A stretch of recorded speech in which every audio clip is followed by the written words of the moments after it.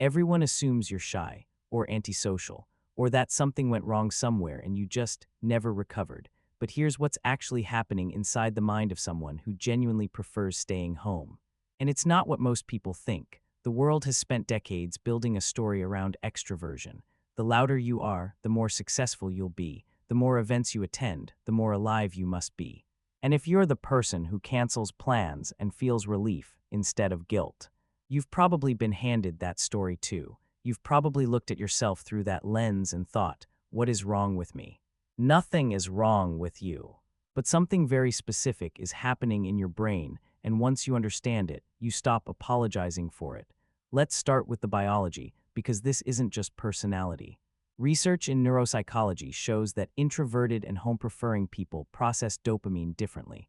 Extroverts get a hit of dopamine from external stimulation, crowds, noise, conversation, novelty. For people who prefer home, the same stimulation doesn't produce reward. It produces a drain. It's not that you hate people. It's that your nervous system registers loud, unpredictable, socially demanding environments as costly, not exciting.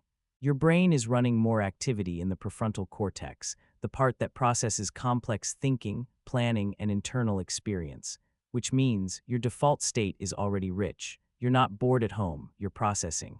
And when you're forced out of that into a loud bar or a networking event with bad lighting and worse conversation, you're not just uncomfortable, you're paying a tax your nervous system didn't budget for. Here's where it gets brutal.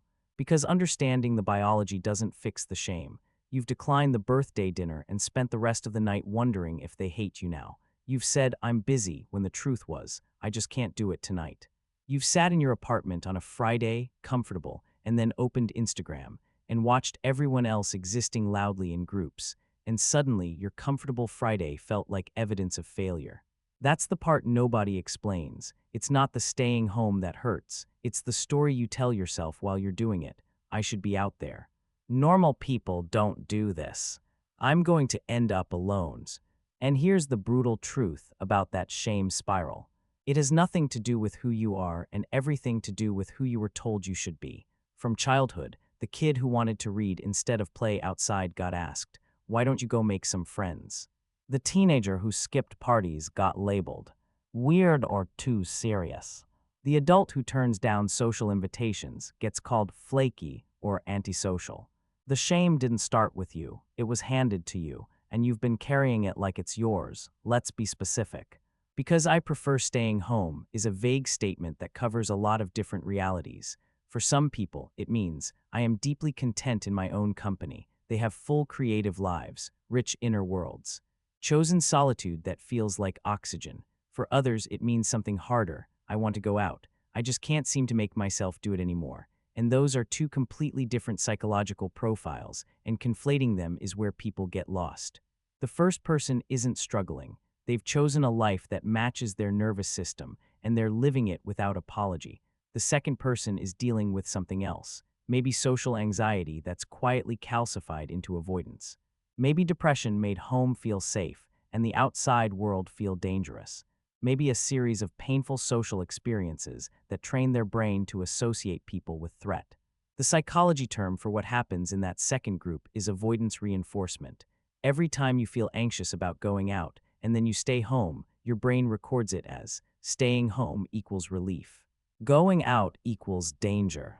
And the longer that pattern runs, the more your world shrinks, not because you chose isolation, but because your brain got very good at protecting you from discomfort. The problem is, it stopped being able to tell the difference between discomfort that's harmful and discomfort that's just growth.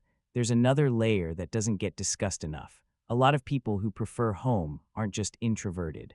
They're control-oriented, and before you flinch at that, hear it out. When you're home, you control the environment, the noise level, the light, the temperature, who's there, when it ends. When you're out, you control almost nothing. Someone is too loud, the place is overcrowded. The conversation goes somewhere you didn't want. You can't leave without a social negotiation. For people whose early environments were unpredictable, chaotic homes, emotionally volatile relationships, childhood experiences where they couldn't predict what was coming next, control over environment isn't laziness. It's a survival mechanism that made total sense once. The issue is that survival mechanisms don't automatically update when the threat is gone. So the adult who grew up in an unpredictable home is now sitting in their very controllable apartment, safe, but also slowly cutting off access to the parts of life that require tolerating uncertainty. Intimacy requires uncertainty. Growth requires uncertainty. Real connection requires you to be in a room you didn't design, and that's the cost. Let's name the patterns clearly. Pattern 1, the comfortable prison. Home becomes so associated with safety and comfort that anywhere else feels threatening by comparison. The threshold for going out keeps rising. Eventually, ordinary things, grocery stores, social events, even phone calls, start to feel like too much. Pattern 2, the digital substitute. Social media, group chats, online communities. They scratch the surface of connection without the cost of presence. The person tells themselves they're connected, but they're consuming connection, not experiencing it. And over time, the gap between what they have and what they need gets wider, quieter, and harder to name. Pattern 3, the delayed life. I'll do that when I feel more ready. I'll be more social after I recharge. Once things calm down, I'll put myself out there. But things don't calm down, and ready doesn't come.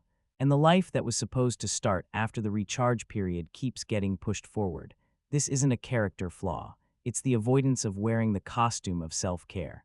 And the difference matters because actual self-care brings you back to your life with more capacity. Avoidance slowly removes you from it. Some people prefer home, genuinely, healthily, and they are not suffering. Here's what they do differently. They've made a distinction between preference and fear. They stay home because it's what they want, not because the alternative terrifies them. They have selective but real relationships, not hundreds of acquaintances. A small number of people with whom they go deep. They have creative or intellectual outputs. The internal richness they're protecting has somewhere to go: writing, building, making, thinking. They say no to things without apologizing for it, but they also say yes, sometimes, to things that cost them, because they understand that some discomfort is the price of a full life. The threshold isn't never feel uncomfortable. The threshold is this discomfort meaningful? That's the reframe that changes everything. Not, I need to push myself to be more extroverted, but I need to be able to tell the difference between what I'm choosing and what I'm avoiding. If you've watched this far, you're probably one of two people. You're either someone who genuinely thrives at home, or you needed someone to hand you permission to stop explaining yourself. Or you're someone who suspects that what started as a preference has quietly become something else, and some part of you has known that for a while, but it's been easier not to look at it. Either way, the work is the same. Get honest about what's driving it, not to change who you are, but to make sure you're actually choosing your life and not just retreating from it, because there's a version of this that's peace.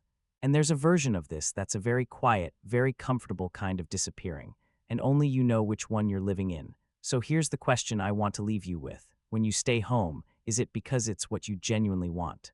Or is it because something out there started to feel too hard to face? You don't have to answer it out loud, but you do have to answer it. If this hit something real for you, subscribe.